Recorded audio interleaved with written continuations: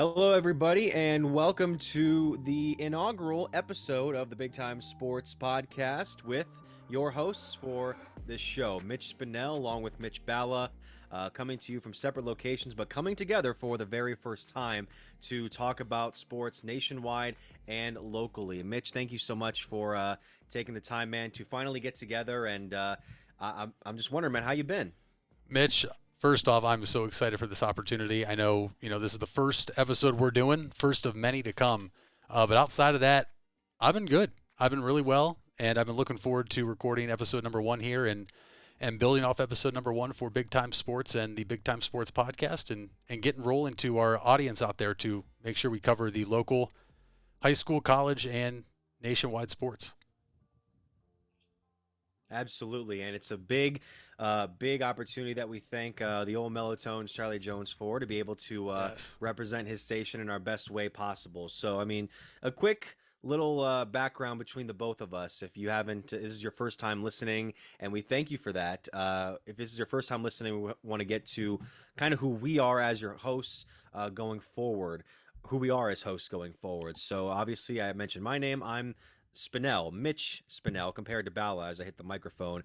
I'm a native of the area. I went to Strasburg High School, ended up graduating from there, as well as Kent State a few years later. Now currently working my way in the world of sports media between here and Cleveland, Ohio. So I'm really trying to make a name for myself, as I'm sure my partner is as well. Balla, anything you want to tell the people about yourself?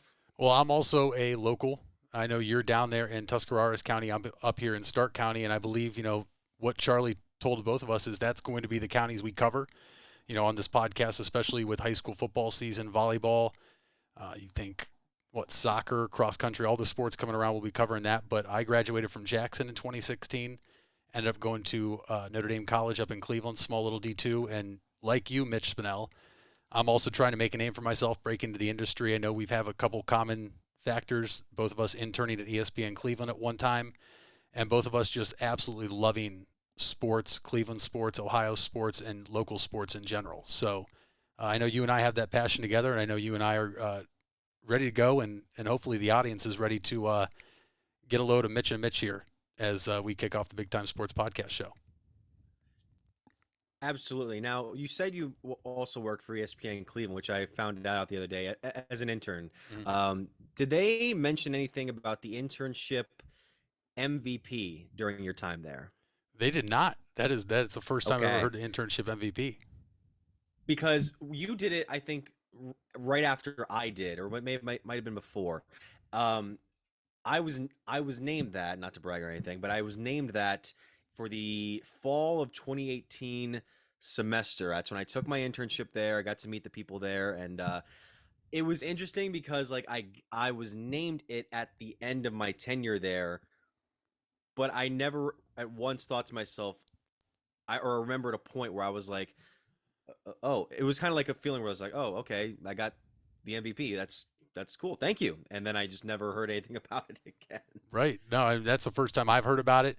Unless maybe I didn't hear about it because maybe I didn't get it. I don't know. But all I do know is after the Yeah. internship there, I was on part-time, and that part-time, ended in 2020 when the world went on pause because of the pandemic. But I think you and I, both going there, having some connections there, and, we both learned a lot there. It's a great internship program, and I'm sure there's going to be plenty of people in the audience listening that maybe want to get into this industry. It's a hard industry, Mitch. You and I both know that, and you and I are both very fortunate and blessed to be able to do this right now for Big Time Sports and other things we've done in the industry across the likes of school broadcast or covering sports for certain stations or news channels. So, if there are people out there that want to get into it, ESPN Cleveland and Good Karma Brands, it's a great company to look into. But there's plenty other options out there, and maybe even something like Big Time Sports. Absolutely. I mean, we're going into a season now, and you mentioned some of the sports that we'll be talking about here in the next few months. You got the football season obviously coming up. That's going to be big in Stark and Tuscarawas counties, as well as all around the state. You also have the soccer programs, the volleyball programs, the cross country programs, and that's just in the fall campaign. We still have to get to the winter here pretty soon, where basketball teams are going to try and get back into some deep postseason runs. In the spring, you got baseball, softball, and track coming up. I mean, it's going to be a heck of a season. season, I believe, and I'm very excited to talk about a lot of it with you. Is there any particular topics today that we want to start off with? What should our first official topic be on the Big Time Sports Podcast? Well, Mitch, we could start anywhere, but I would say we can start more so with sports that are happening right now, right? High school isn't in season yet. We know some fall teams are starting to break camp. I believe 2-a-days for high school football in Ohio start on Monday. And we're going to tease that throughout the first couple episodes we do of this before week one of, kickoff, when we have potentially a couple coaches on via interview, maybe some players, and that's something we're looking to do as the season progresses and something you and I are looking ahead to. But, I mean, we're recording this right now. We have the Cleveland Guardians playing. We might as well start with baseball. You have the trade deadline coming up. Guardians, believe it or not, record-wise, don't stack up the best with the top teams in the American League, but they're still in a division race right now, and it's there for the taking. Yeah, they're 51-49 as the time of this recording, and they're currently taking on Tampa Bay in the last of their road trip before coming back home to face the likes of Arizona and Houston. I believe it's 5-3 in the sixth, last time I checked. And we're coming up on the last 2 months of the season. Obviously, you mentioned the Guardians kind of in the thick of the division race. I would focus more of my attention on the wild card race right now, because this is the first year, obviously, that the American League and National League will have 3 wild card representatives for the playoffs. It used to be 2, used to be 1 actually. Now it's 3, and I'm seeing the Guardians 2.5 games back of the Rays, and as well as a handful of other teams who are particularly very, very strong potentially in the AL. When you already have the likes of New York and Houston already leading their respective divisions. Minnesota is in there as well, but they are leading by a small margin. And this all happens right around Tuesday's upcoming trade deadline, which comes at, I believe, 2 o'clock. And I'm looking at where the Guardians can go potentially if they want to make a move, which I would think is necessary. But for me, I don't know what your thoughts are on this, Balla. The announcement, I believe it was on Friday, that Luis Castillo, who used to pitch for the Cincinnati Reds, was now being dealt to the Seattle Mariners for a handful of prospects. That's another team that's actually in a very good spot right now for playoff contention, of which it hasn't been in almost about 2 decades now, Seattle.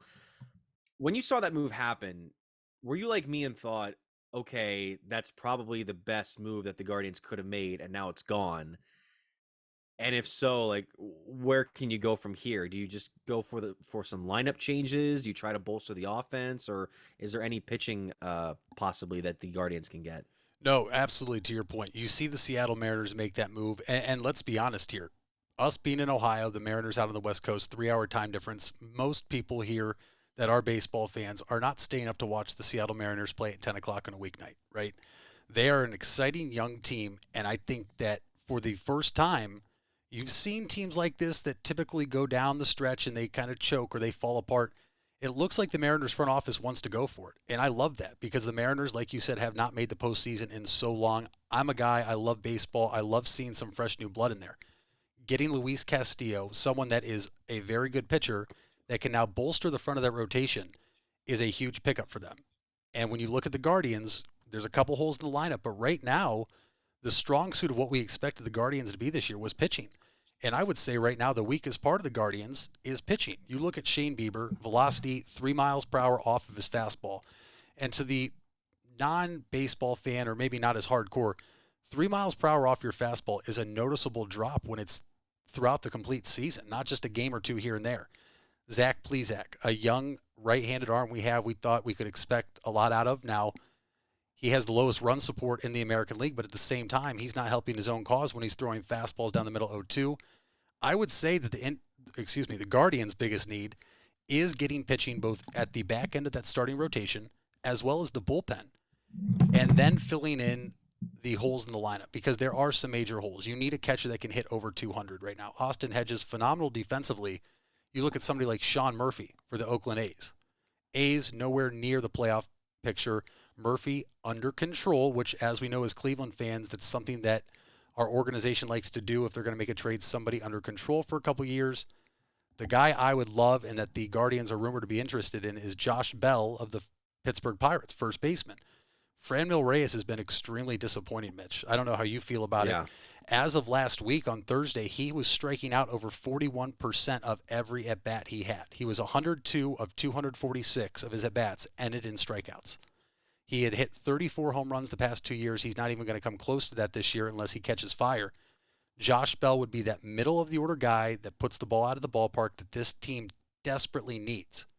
And the opportunity's still there. We're under, 48 hours? We'll say 46 hours if it's 2 p.m. on Tuesday, August 2nd. Can they make a trade like that without having to give up the farm? Because that's the other thing. The Guardians right now have the second highest ranked farm system in baseball behind the Los Angeles Dodgers. You want to go for it, but you also don't want to break up what you have coming up in the system because you're talking about maybe 2 years. A lot of those guys down there in single, double, and triple A, they'll be up here making an impact, and we've already seen that with a number of rookies this season. 214 is the batting average for Franmil so far this season. 9 home runs, 28 RBIs. He did miss a significant amount of the season due to injury, and which is unfortunately common in the last few years that we've had access to him from his trade from San Diego. And I like the pick of Bell. I do think that it would be good to get a good lefty bat, I believe, in there. And I'm just still hung up on the fact that Castillo could have been there for the taking, a guy who has put up very good numbers besides his win-loss record because he's playing for Cincinnati this year. And because I'm looking at these pitching stats, I mean, again, these are good. These are guys who have been good at pitching in the past. Shane Bieber, Cy Young Award winner, 5-6 this year, but I think he's kind of getting back into his motion. He's had a few decent starts lately. Tristan McKenzie looks like the ace right now at such a young age, which makes me very happy for the future. But Cal Quantrill's been kind of up and down, 7-5 right now. He's, I believe, the only starter with a winning record right now for the team because Zach Plesac is just having one rough go of it this year at 2-9 so far. And I'm curious. I'm curious if a bat can be enough for Cleveland to not only keep itself in the division, keep itself with the likes of Tampa Bay, keep it with the likes of Seattle, keep it in line with maybe even Chicago if they can go on a late run here. Because even though Chicago has still struggled after the All-Star break here, there's 2 months of the season left. That's about 60 games. A lot can change in 60 games. We've seen teams falter or completely rise up to the challenge in a 2-month span or even a month span. And I'm very curious as to see what will be of this remainder of Major League season. So we will go into another topic here in just a bit. But first, when others treat your fries as an afterthought, all you're left with are cold, soggy fries. That's why Wendy's new fries are ones you won't forget, guaranteed to be hot and crispy, or we'll replace them. We're talking natural cut, skin-on fries, perfectly seasoned with a hint of sea salt. In fact, they're even preferred almost 2-to-1 over McDonald's. These are fries so hot and crispy, they beg a new question. What would you like with your fries? Try them today, only at Wendy's. At participating U.S. Wendy's, taste preference based on a national taste test by an independent research company. Buying a home has never been so affordable with record low interest rates. Hartzler's Quality Housing is ready to put over 40 years of experience to work for you. Family owned and operated since 1978, Hartzler's has a wide selection of model homes on site with a knowledgeable team to help make your new home a reality. Open 6 days a week, visit them off I-77 in Dover or online at hartzlers.com. Hartzler's Quality Housing. Quality from start to finish. You deserve the best. And at Ferris Chevrolet, Buick, Cadillac, Toyota, that's what you get. We consider you, the customer, to be part of our family. Anybody can make promises, but when you visit Ferris, you get the Ferris deal from a Ferris wheel. So if you're looking for a car, truck, or van, think Ferris. You invest a lot in your home and vehicle purchases. Van Nostrand Young and Associates want you to feel secure should anything happen to those investments. We partnered with providers like Grange Insurance and other industry leaders to be sure you're presented with the most complete coverage to fit your needs. Because we're not only here to protect the items you invest in, we're here to protect your future as well. Call Van Nostrand Young Insurance in North Canton at 330-497-1867. And we're back here talking some local and nationwide sports here on the Big Time Sports Podcast. Once again, Mitch Spinell, along with Mitch Balla. So I'm going into, we just got off a topic about the Cleveland Guardians, about how the MLB season is winding down, and we're headed into the last 60-ish games of the season, seeing if the team can hold on. I want to transition over from the diamond to the gridiron, because we also want to stick in Cleveland sports. We're getting so close to the start of the upcoming NFL season, and that means the Cleveland Browns back in action. A very different looking Cleveland Browns for the most part from their 8-9 finish last season. And Mitch, this offseason, I don't know where you would rank it among the most eventful, let's say, off seasons in the last 20-ish years since the Browns returned to Cleveland. This is the one where it gave me more headaches, I think, as the days went on. And it still gave me headaches because obviously the big elephant in the room has not left said room. The decision on Deshaun Watson has not been made yet. Take me through your thoughts on where you were from the beginning of this whole saga when the Browns were moving on from Baker Mayfield was reported. He requested the trade, and then the team seemed to not be in the mix for Deshaun Watson anymore. And then a day later, all of it changes. And then where we are now with the possibility of him being suspended, also the possibility of him not being suspended, still hanging in the balance. No, you're right, Mitch. And you said, potentially the biggest offseason as Browns fans. I would say it's definitely tied at number one, but it has to be almost number two because of the headaches we're having. Number one, in my mind, I'll still remember where I was in the offseason heading into 2019 when the Browns traded for Odell Beckham Jr. I was driving back to school and I got the news and I was going crazy, as was every single Browns fan I know. Then you look at something like this, right? You have a lot going on outside of football with Deshaun Watson. For me personally, I was always a guy who liked Baker Mayfield. Now, this is something we've never talked about. You might not like Baker at all, and there's going to be people out there in the audience who don't, and there's going to be people out there that think that he got a raw deal. And I see both sides of it. I was one that there's no doubt in my mind he was the best quarterback the Cleveland Browns have had since they've returned. I don't think you can debate that, right? You see what he did his rookie year. You see what he did in 2020. Now, was he one of the streakiest quarterbacks? Absolutely. Did he give you a lot of highs? Yes. Did he give you a lot of lows? Yes. And that's part of being a Cleveland fan in general, I think, no matter what sport team you're rooting for and watching. Deshaun Watson is a transcendent talent. He is a top 5 quarterback when he does play. And he's shown that in the years in Houston, right? You're talking about a guy that led the league in receiving with some no-name wide receivers back, I believe, in 2020, after they traded arguably at the time the best wide receiver in football in DeAndre Hopkins. Still leads the league in passing.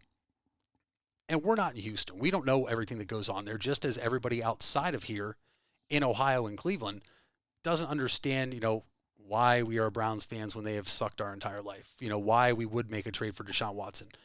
When you have an opportunity to trade for a top player at that position, quarterback specifically being the biggest need in football, you do it. Now, I thought we were out on Deshaun Watson during that race between what was the Saints, the Falcons, Panthers, and Browns. Yep. And yet again, I was in my car driving north when I found out Deshaun Watson had waived his no-trade clause and was coming here, and he has denied it and said it's not about the money. But at the same time, I think we're smart enough to know that getting a fully guaranteed $230 million contract, setting the record in the NFL and setting a precedent now, definitely has an influence on your decision. But the headache, and I know you and I are both in agreement here, the headache right now as we as Browns fans wait for Judge Sue Robinson's decision to see, are we going to have Deshaun Watson week 1? Are we going to miss him for 4 games, 6, 8, the whole season potentially?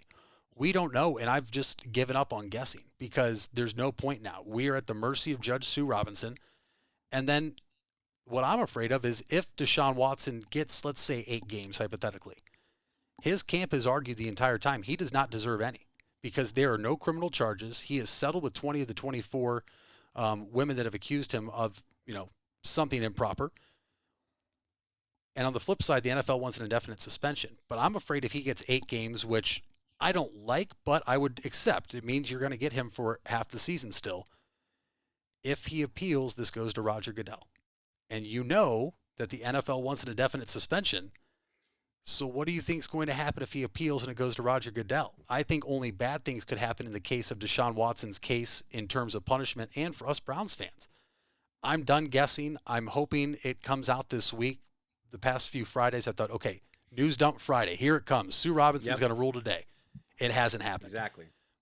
If Deshaun Watson is healthy, and even if he misses the first 4 games, because I think you and I and Browns Nation agree, no matter who's playing quarterback, if they don't go 3-1 in those first 4 games, that would be an utter disappointment. And it would say a lot about the defense too, because you play some inferior opponents in weeks 1 through 4. Your defense returns. All the hype around it is that it's going to be better than it has been under Joe Woods the past 2 seasons.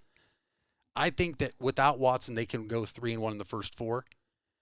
And if they don't, there's some big question marks, including one on Kevin Stefanski. But I'm really interested to see how you feel, because no matter what people think, this is stuff that we have not talked about and rehearsed before we recorded this podcast. So this is genuine for me, and I know this is about to be genuine from you.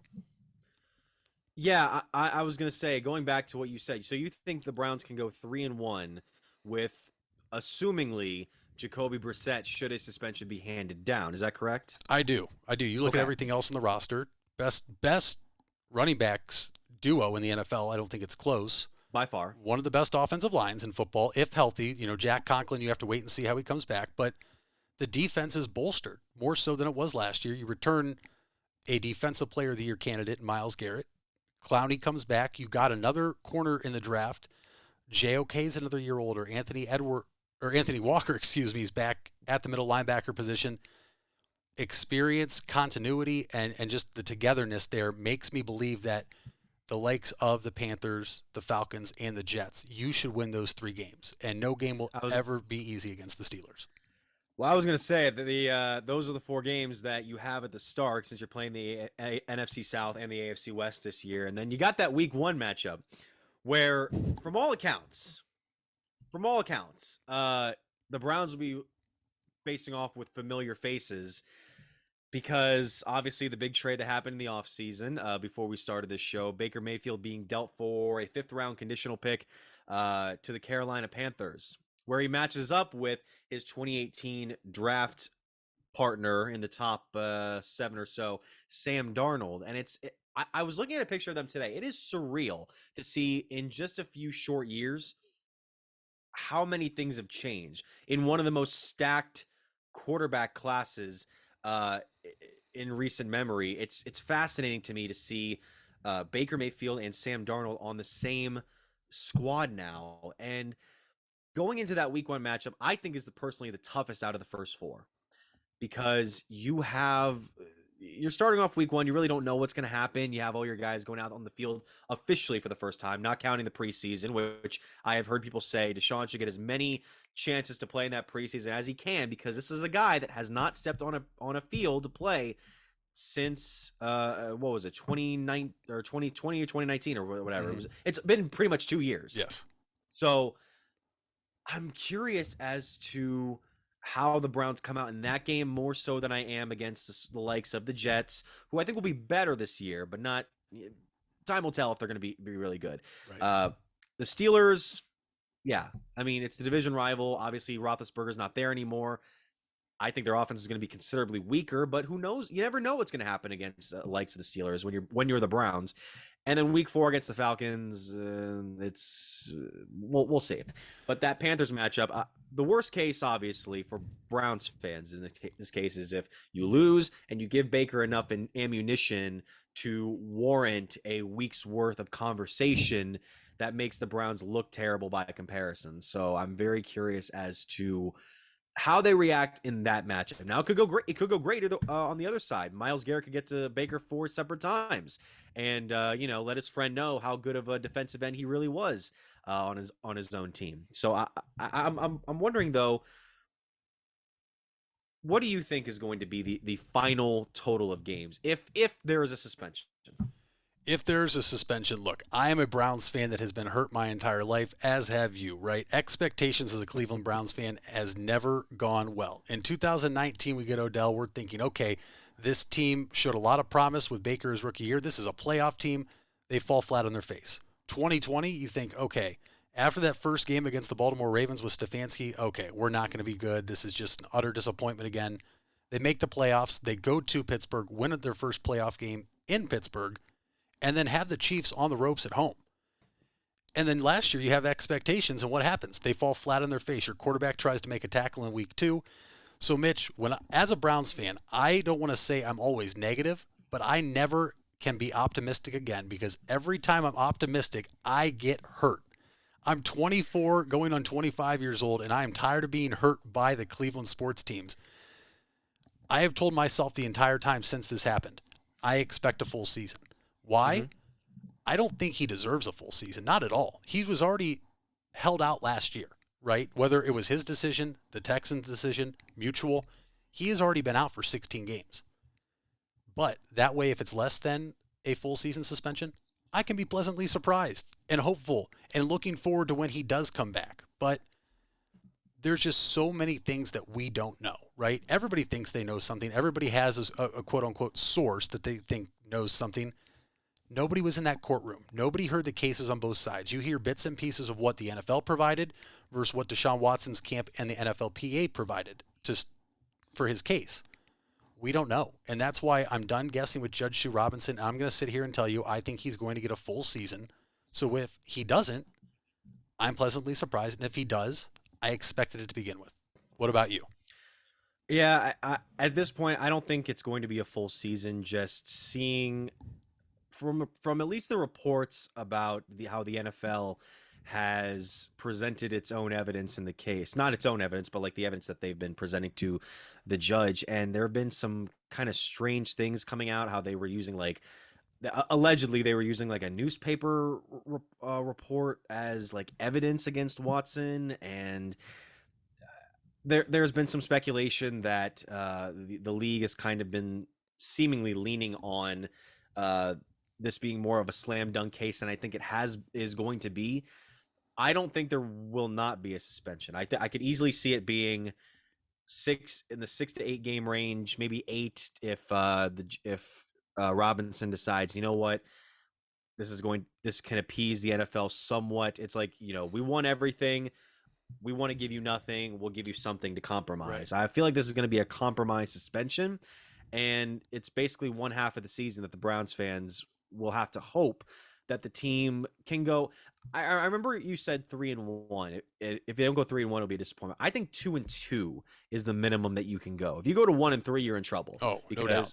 Because Jacoby is as serviceable as a quarterback he is. That's the word of the day. Serviceable as a quarterback Jacoby is. I think there's just something where you get off to that cold start, and you might be even looking to bring in another quarterback into the system, which they did with another class of 2018 alum, Josh Rosen.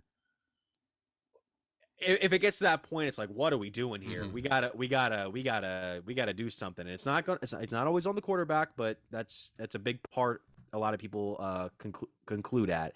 So I'm very curious as to where that'll be. So we'll take more of a conversation later on, but first.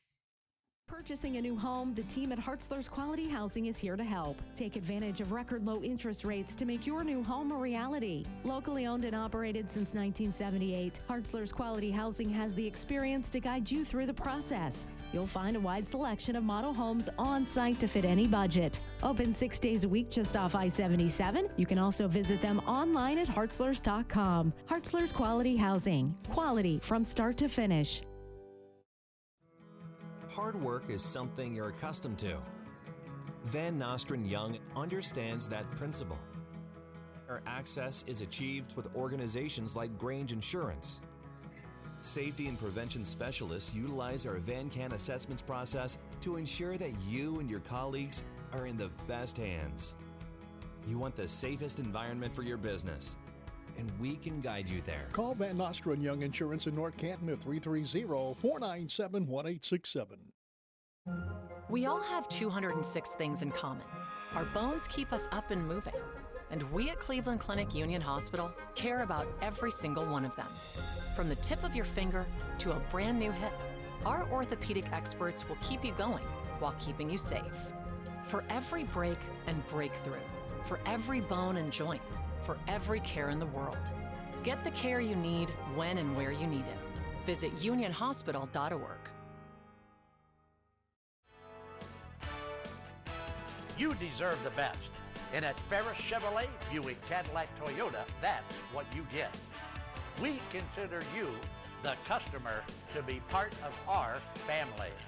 Anybody can make promises, but when you visit Ferris, you get the Ferris deal from a Ferris wheel. So if you're looking for a car, truck, or van, think Ferris.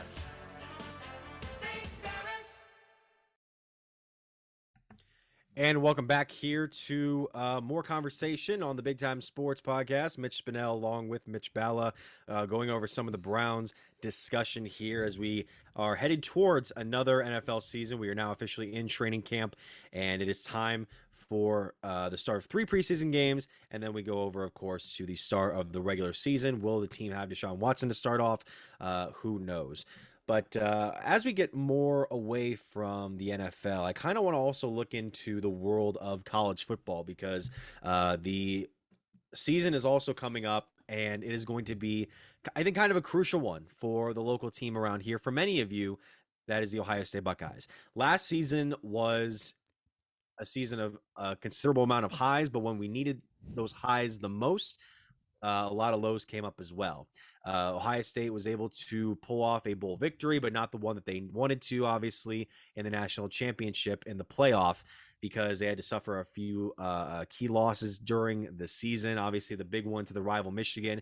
The first true loss in the rivalry, I would say, in the last 20 years, because obviously you had the 2011 season where the team was coming off of these scandals regarding the thing that the gold pants scandal that cost Jim Tressel his job, and then you had just a team that wasn't as good. Then the team recovered and ended up having undefeated season next year under Urban Meyer, and then they just completely trounced Michigan for the next decade, even when they brought in Jim Harbaugh as their head coach back from the NFL.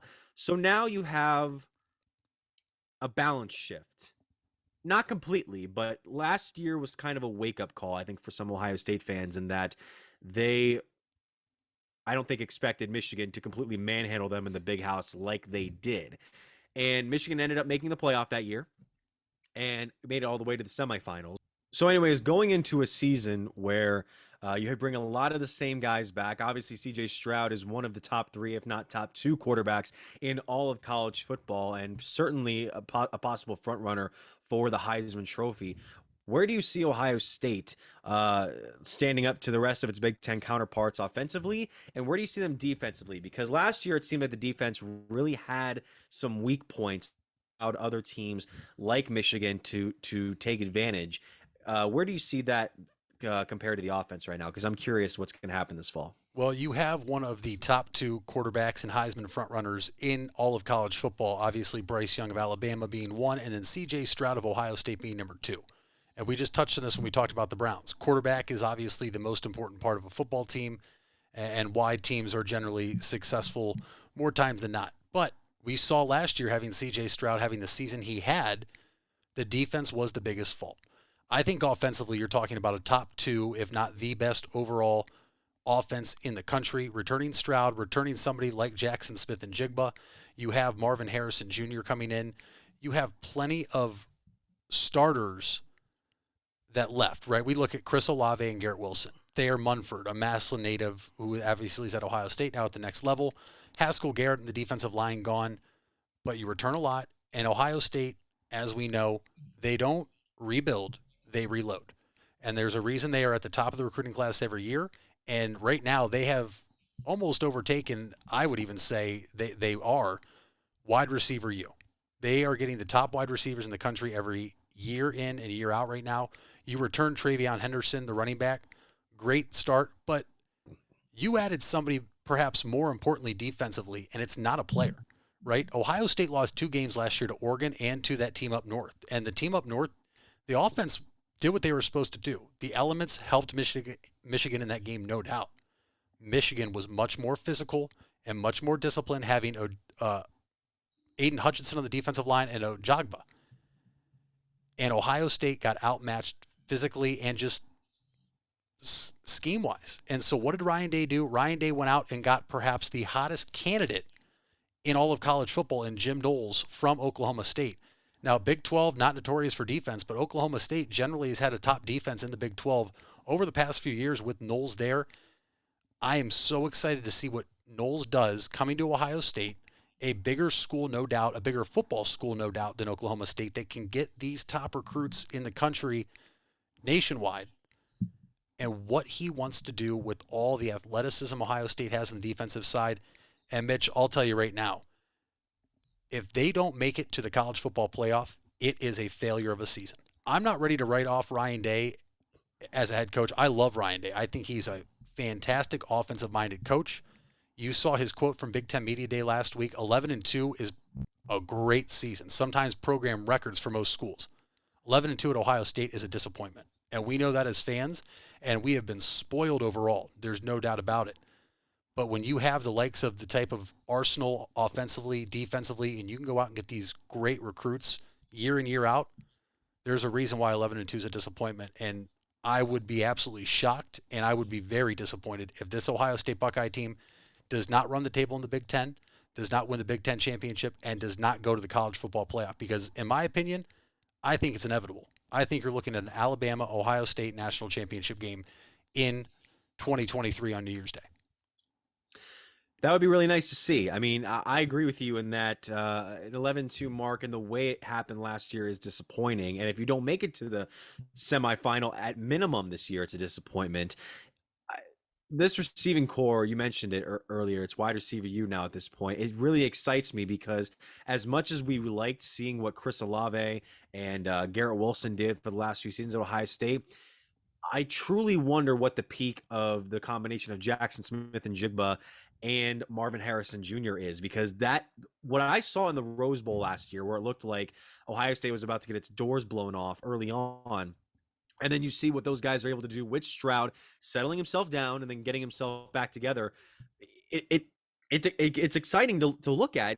And you look at what Stroud was able to do over the course of last season. Obviously, you lose the game to Michigan, but at the start of last season, it looked like Stroud was in over his head at times because he was having some of these shaky games, especially that game against Oregon. And then once you got into the mix where you got to those games where it was like Michigan State, the blowout there, the guy looked, it felt like what I always felt about Justin Fields when he was at Ohio State. Justin Fields felt like when he was on, it felt like a machine that could not stop making these long completions, pinpoint from like 40, 45 yards away. It was one of the most amazing things I've ever seen. Stroud kind of had that. And you could argue that Stroud had a few more elements than Fields did during his time at Ohio State, which is unbelievable. Stroud, I'm very curious about in that I hope he gets off to a hotter start this year, and then you can see what the defense can do. You obviously mentioned Doles there. The defense just needs to patch it up. If you can limit teams to, under 20 points a game, you should be fine with your offense. Obviously, there are going to be some matchups here that are going to be extremely difficult. Michigan's going to be interesting this year. I don't know if they're going to be as good, but they're certainly going to be more of competition than they have been in the last 5 to 10 years. Which makes me curious as to if Ohio State can get that win done at home. I don't believe Ohio State has given up a home rivalry matchup since 2000, which is unbelievable in itself.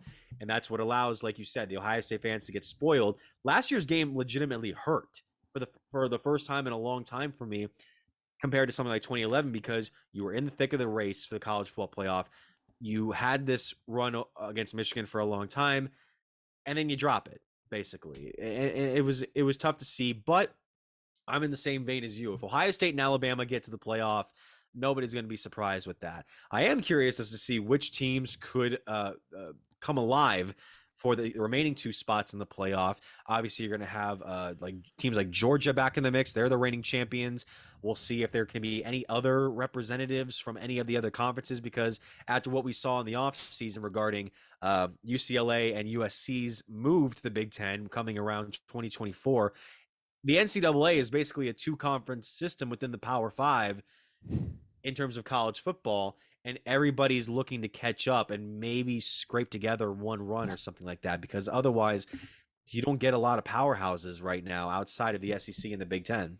No, not at all. And there was, I think, Mitch, you and I can agree, there was a solid 3-year window where when the season kicked off, you more than likely knew the 4 teams that were going to be in it, and it was about out of 5 teams, right? It was Alabama, Ohio State, Clemson, Oklahoma, and then insert the 5th wild card team here. Was it Georgia? Sure. I mean, there was Oregon for a little bit, back. Sometimes Notre Dame. Right, Notre Dame, and we've seen them go in there. And then you had the anomalies. Washington made it the one year. Michigan State made it the one year, and they got the doors blown off them. I personally think that you already know 3 of the teams that are going to go in here. Obviously, the key to that is, can those teams stay healthy? If C.J. Stroud goes down, huge loss. If Bryce Young for Alabama goes down, huge loss. And you're saying, okay, those are 2 of the top schools in the country. They have plenty of talent behind them. Yes, they do. But to your point about the preseason with the Cleveland Browns, those backup quarterbacks are going to get limited reps to where if an injury does happen, you're throwing him into the fire. And Ohio State doesn't have a cakewalk in week 1 like we usually see powerhouses do. Ohio State hosts a ranked team in Notre Dame, a hungry team in Notre Dame that nobody, including Vegas, is giving a chance. Ohio State already opening up as over a 2-touchdown favorite at the Horseshoe on September 3rd. It's crazy, and it's college football, though. I love college football. I love college sports because you never know what's going to happen. Sure, you get upsets in the NFL every once in a while. Basketball, different. Baseball, anybody beats anybody any given day. College football, you see an upset every year with a team that you would have never expected it to happen to. And it's going to happen again this year, and the question is, who's it going to be? Could it be Ohio State? Now, they're not going to lose to like a Toledo, but could it be Ohio State welcoming in a Big Ten opponent? I remember a few years ago when Dwayne Haskins was here, that game at Maryland comes down to the wire. They beat Maryland by a point. There's going to be a trap game somewhere, whether it's for Ohio State, Alabama, Georgia. I think USC is going to be good with Lincoln Riley over there now. I also think it's pretty premature to write off Oklahoma. Them hiring Brent Venables, the Clemson defensive coordinator, is a big-time hire because he's going to be able to recruit the area well. He has Oklahoma ties, and if people aren't aware, now's the time to make them aware. Oklahoma's going to the SEC here in a couple of years. Oklahoma's going to get some big-time recruits. They might already have some big-time recruits in there. Obviously, you have a lot of question marks. Spencer Rattler gone. He's at South Carolina now. But I think Oklahoma's a team to really keep your eye out on because I think that's a team that still has a lot of talent and has now a defensive-minded coach, which they've only ever been offensive-minded coaches when you look back at the history and the games they've played year in and year out in the Big 12. No, I agree, and I'm looking at the schedule right now. I mean, you mentioned the Toledo. That's not going to be a tough one, I wouldn't think. Arkansas State, you have the week after Notre Dame, so you get a bit of a tune-upper there. Wisconsin is always tricky for me because even if Wisconsin goes 0-10, I'm always scared of Wisconsin for 100%. Some reason. Same with Purdue. They have 2 road matchups that I'm very curious about. One comes on October 8th on a Saturday in East Lansing against Michigan State. And then 2 weeks later, you have the Halloween game on October 29th in Happy Valley against Penn State. That's the one that's going to be tricky. And then, of course, you have next Saturday, November 5th. I'm going to throw a third one in there for Northwestern. And then, of course, November 26th is the day that every player, coach, and staff member has marked down on their calendars in Columbus against the Wolverines. So I'm very excited and very curious to see what happens for Ohio State. Let me ask you this. A lot of people say that Michigan winning last year was, quote unquote, good for the rivalry, which I don't buy. If I'm an Ohio State fan, you are, I want to see us blow the doors off Michigan every single year. Yeah. However, are you somebody that says because they won, the rivalry is now back where we saw Ohio State dominate for years and some people said, oh, it's not a rivalry? Or is a rivalry not back until a team wins on the road? That's a good question. I would say in this case, I think Michigan did earn the rivalry being back the way they did it last year, where I don't think nobody expected them to beat Ohio State, but it was considered. There was a difference considered by fans between the Buckeyes and the Wolverines at that point. And then Michigan proved itself worthy of a playoff run with that victory and then going on to win the conference championship. So I would say in this case, no. In a lot of other cases, yes, because that is the true test of being able to match up with another team in their own domain. Which, again, it kind of varies from situation to situation. Winning in the big house is never usually easy, but I think it's because Ohio State did it 5 or 6 other times before that in the last decade that they deemed it okay. Michigan has a stake in this rivalry again, but even then, year in and year out, I'm the kind of Buckeye fan that would always take this rivalry seriously, even if it was a year where Michigan was 3-8, and there were years where Michigan was 3-8, and I was thinking to myself, okay, just get it done, win the game, do not pull any nonsense, just do what you got to do, and they usually would. So yeah, that's how my feeling is towards the game, even though I'm sure there are some others that would they kind of were taking the game less serious as the time was going on, and hopefully they take it again seriously this year, because I don't think it's going to be easy. So when we come on back, we'll talk more about local and national sports. Potentially we'll wrap things up, but first, The Furby Electric Supply Company has bright ideas for your home. Save money by converting to energy-efficient electrical products or add ambiance with beautiful lighting features. It begins with a professional consultation and a visit to the Furby Lighting Showroom. Then certified Furby contractors complete your project right and on time. Since 1934, 4 generations have built a reputation of quality and trust, and they offer emergency services too. Just visit Furby.com. That's F-U-R-B-A-Y. The Furby Electric Supply Company.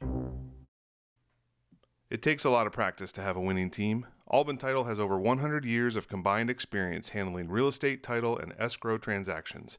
They serve Tuscarawas, Stark, Carroll, Harrison counties, and more. So choose Alban Title for your next home refinance, sale, or purchase. They'll get it done quickly and professionally. Contact Alban Title at 330-334-5800 or visit their website albantitle.com. Let them put their experience to work for you.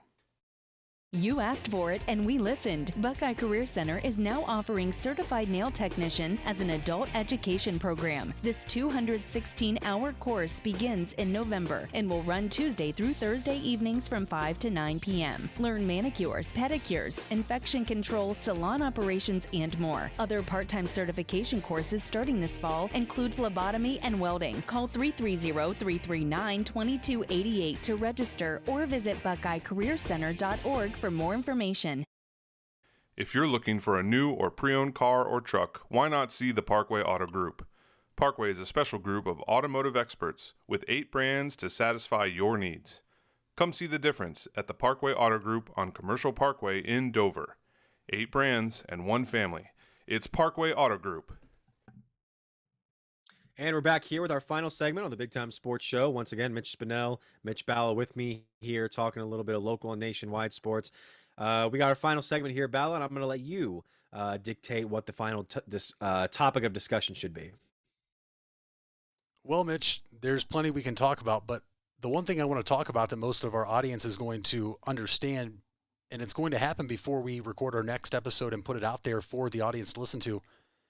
We talked about football being back. But football is legitimately back with high school football starting Monday and all the Hall of Fame events and festivities starting this upcoming week. You had the Hall of Fame, festival, Balloon Fest fireworks show starting the past few days, Thursday, Friday, Saturday, Sunday. And it gets going this week. Canton, Ohio is going to be one of the places to be in the country. You talk about stars. I mean, there's years that you have all sorts of stars from obviously current NFL players, NFL owners, Commissioner Roger Goodell, the Hall of Fame Gold Jacket members and soon-to-be Gold Jacket members. Mitch, I don't know if you know, I do for sure. You're talking about someone like Jeff Bezos has been here for Hall of Fame enshrinement ceremonies. You've seen Maroon 5, Imagine Dragons. This year you have Dave Chappelle performing at Tom Benson Hall of Fame Stadium on Sunday. So still sticking to sports, but more so talking about it, the Hall of Fame enshrinement ceremony is definitely something I took for granted growing up. Right? You and I both from the area, me obviously a little closer. It's literally 5 minutes from my house right now here in Canton. What does it mean to you though? We love sports. We love covering sports, and we're going to be doing that here in a couple weeks when the high school football season kicks off. But what does it mean for the birthplace of football to literally be in your home state? And then also for all eyes in the country to realize that football kicks off being in Canton, Ohio, and then just have you ever been to the enshrinement ceremony, the dinner, any of the concerts, and just your overall experience and what your thoughts are and how cool it is to see this happen in our backyard? I've definitely been in the city when the enshrinement ceremonies and the festivities taking place. I've never actually been on the Hall of Fame premises when guys are getting their jackets, getting to see their Hall busts for the first time. And I kind of see where you're coming from in that something that you took for granted growing up. I was always aware of it, and I was always appreciative of the fact that for one significant part of the year, basically the entirety of the NFL would come to like this little backyard that was Canton, Ohio, and just kind of take in everything that was going on, everything that's happening around the league at the given moment. And then you have two teams that would exhibition themselves for the opening game of the preseason, which we now see as like the official return of competitive football because it's the start of the preseason. It's a tradition now. And obviously you have Jacksonville and Las Vegas coming up to or coming over to participate in the game.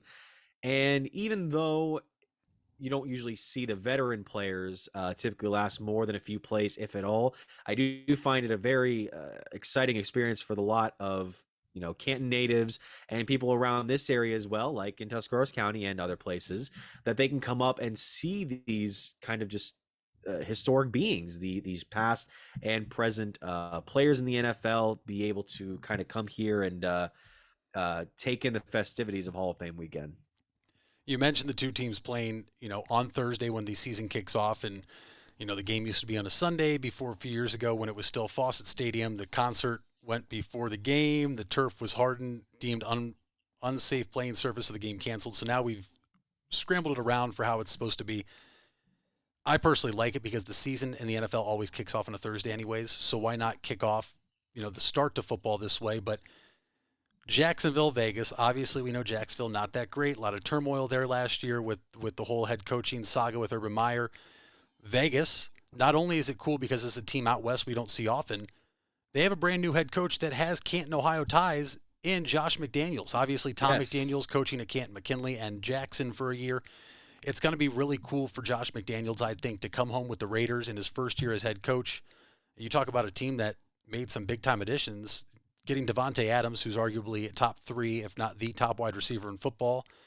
A team that a lot of people are kind of writing off in the AFC West because the Chargers are loaded, the Chiefs are loaded, the Broncos got Russell Wilson, they're loaded, but it's so cool, like you said, to see that, and I've been very blessed to be over there during some of the things to see, and you never know who you're going to run into here in Canton, Ohio. Never. You could be out trying to get dinner, and next thing you know, you look over and there's insert whatever Hall of Fame member, insert whatever team owner you want to. Canton, Ohio is the place to be, and people that aren't from the area always laugh at me. Even my buddies, like, there's nothing to do down there. I said, it's okay. But it's the hot spot of football and national media attention. NFL Network, NFL Live on ESPN. You talk Fox Sports 1 when they do NFL shows. They're all here. And it's so cool to see that in our own backyard. And I, for one, know that I now appreciate it more than ever.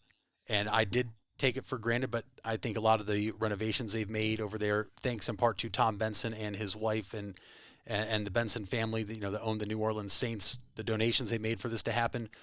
But my question to you, we talked about who's in the game. Will the Cleveland Browns be in the Hall of Fame game next season? Joe Thomas, one of, if not the best left tackles of all time in NFL history, has the longest streak for career or consecutive snaps in a career, is eligible to be a first ballot Hall of Famer in 2023. So, Mitch Spinell, I ask you, if Joe Thomas makes it first ballot, which I don't know anybody that doesn't think he should, will the Cleveland Browns get to play at Tom Benson Hall of Fame Stadium?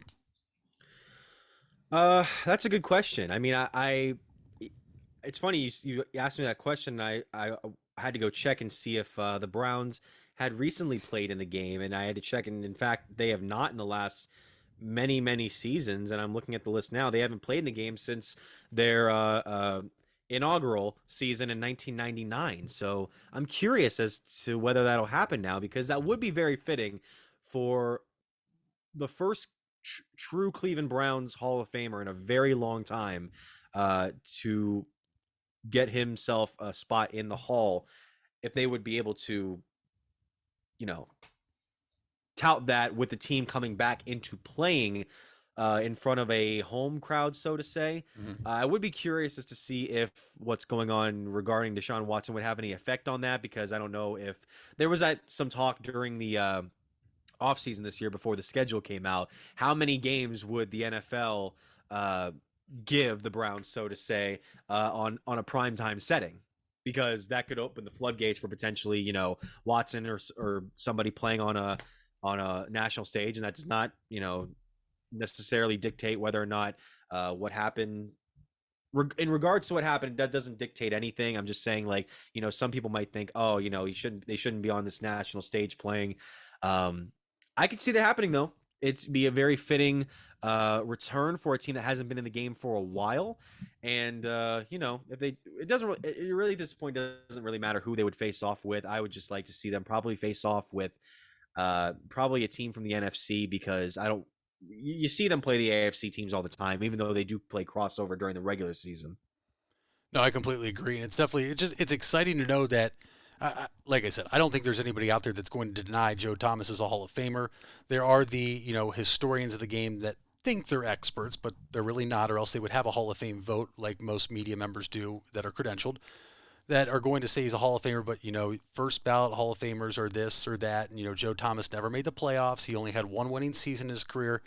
He's a lineman. He doesn't really affect anything. The only thing he did was still keep those awful quarterbacks the Cleveland Browns had over the years upright in the pocket long enough to, you know, usually throw the ball to a wide receiver that was dropped or throw it to the wrong team, as we experienced from 2007 up until he retired, I believe, in 2017-18 season.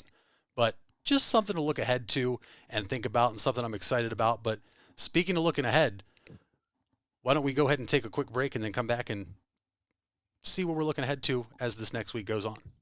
All right. You matter. Everyone plays a part. We all have a role. Each of us can make a difference. You do matter, and the best way to have a positive impact is to pay it forward. With each of us helping one another to cope, feel better, and know that we belong. Pass on the positivity today. Tell someone else they matter too. Alt Care. Alt Care, Alt Care. Where you matter. Fall is in the air, and part-time career enhancement courses at Buckeye Career Center are on the horizon. Registration is now open for Introduction to Beekeeping, Basic Small Engine Repair, and Sign Language. These part-time offerings run on Tuesday evenings and begin in November. Let Buckeye Career Center help you learn a new skill or advance your current skill set. Call 330-339-2288 for more information or to reserve your seat in one of these or our other part-time classes. We all have 206 things in common. Our bones keep us up and moving. And we at Cleveland Clinic Union Hospital care about every single one of them. From the tip of your finger to a brand new hip, our orthopedic experts will keep you going while keeping you safe. For every break and breakthrough, for every bone and joint, for every care in the world. Get the care you need when and where you need it. Visit unionhospital.org. When others treat your fries as an afterthought, all you're left with are cold, soggy fries. That's why Wendy's new fries are ones you won't forget, guaranteed to be hot and crispy, or we'll replace them. We're talking natural cut, skin-on fries, perfectly seasoned with a hint of sea salt. In fact, they're even preferred almost 2-to-1 over McDonald's. These are fries so hot and crispy, they beg a new question. What would you like with your fries? Try them today, only at Wendy's. At participating U.S. Wendy's, taste preference based on a national taste test by an independent research company.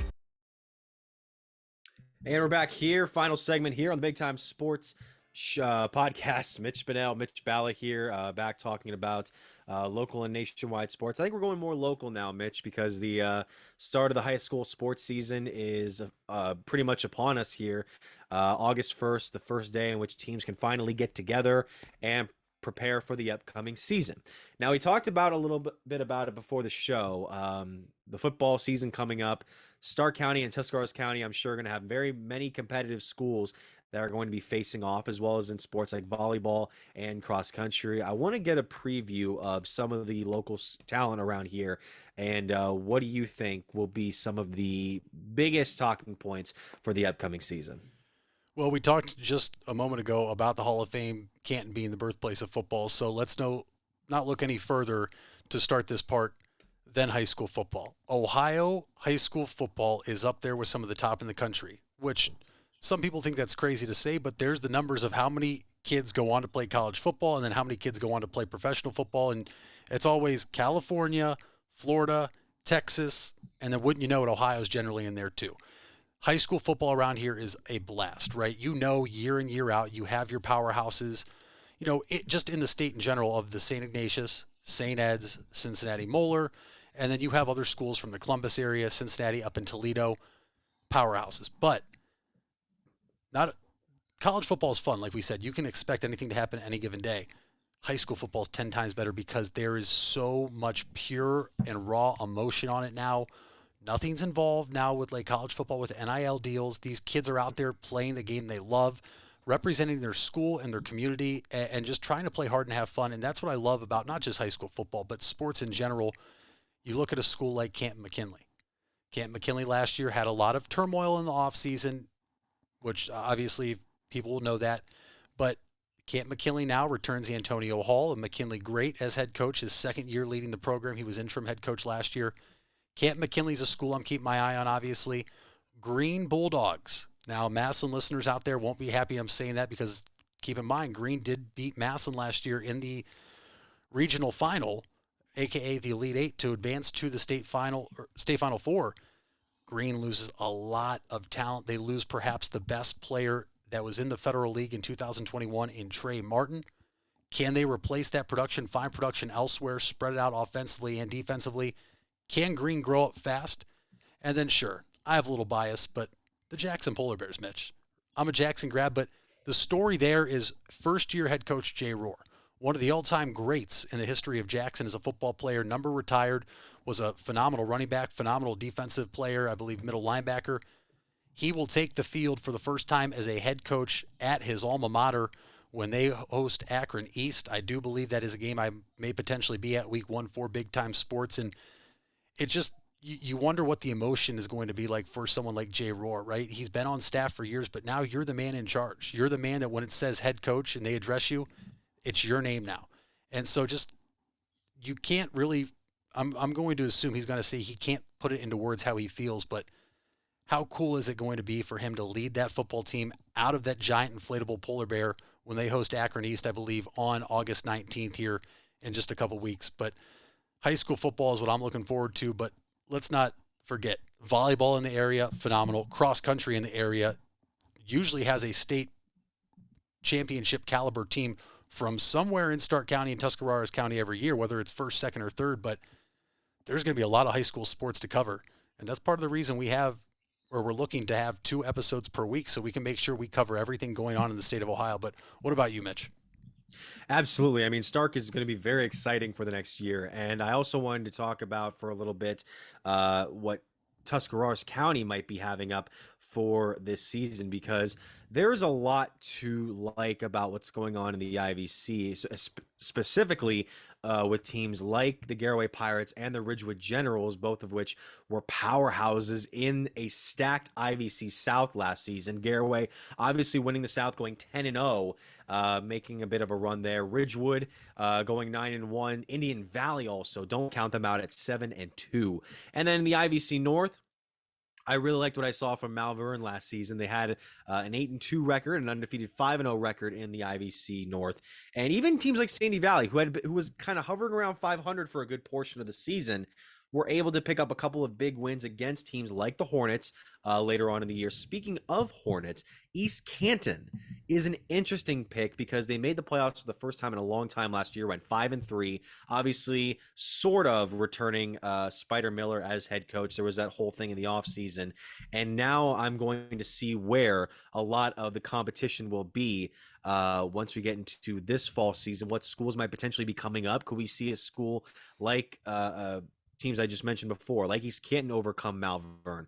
Could we have a team like Central Catholic join the mix? Could we have maybe even Claymont or something like that? It really just depends on what's going to become of these next few weeks, especially if teams get off to a good start. They can usually roll it into the postseason. I also really like what's going on in the ECOL, particularly with Dover right now. Dover had a huge playoff run last year that unfortunately fell short, but Danny's squad is still very competitive. I'm certain to be for this fall, and even where New Philadelphia is right now. Remember, they are officially transitioning over to the Ohio Cardinal Conference, I believe, this year. So regardless of who the Quakers play this year, it's going to be interesting. And yeah, that's pretty much all I have for the football side. As someone who played it in high school, I'm very inclined to see this year. Obviously, you have teams like Highland that are always going to be competitive. Sandy Valley, Division II state champion in Connor Ritter, who I believe is returning for his senior season. So I'm very excited to see what he can do there. And yeah, that's pretty much all I got right now, but I'm sure it's going to be a very competitive fall season. We can't wait to cover all of it for you guys, the listeners and the viewers. No, you said it. I'm excited to cover it. I'm excited to have this opportunity. Like you said, thank Melatones himself, Charlie, for this opportunity. And we hope the audience out there, enjoys this, gets to know us a little more. And as we get rocking and rolling with high school sports kicking off, football kicking off here as camp is broken, and then can the Cleveland Guardians stay in the race, the postseason race? And when we have our next podcast, are we talking about potentially a couple new additions? And also, we're going to have guests on this podcast to interview from the likes of coaches, some potential reporters, and who knows, maybe athletes here and there. No promises, but you never know who we could have on here. So I would just say, if you're in the audience right now, make sure to stay tuned, stay locked in, and hopefully you enjoy this as much as you and I will, Mitch. For sure, for sure. And again, if you want to listen to this podcast, we'll be on most of the major platforms. You have places like Apple Podcasts, Spotify. We'll make sure to get on there. SoundCloud's a big one. SoundCloud, we will make sure to get these episodes on as well. And we'll have a YouTube thing developing here in the next few weeks. So once again, folks, thank you so much for tuning in to this week's episode of the Big Time Sports Podcast. I'm Mitch Spinell. He's Mitch Balla, and we're signing off. I have an idea for signing off. I have this hoop back here. You see this, Mitch? Oh, yeah. Okay.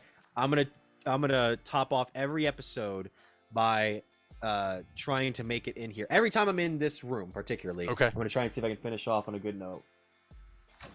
And that's the first one. So Look at there's that. no second attempt. There's no second attempt. We're gonna keep it going until I make one, and then we're gonna retire that. So once again, thank you so much for watching. We hope you all have a good day.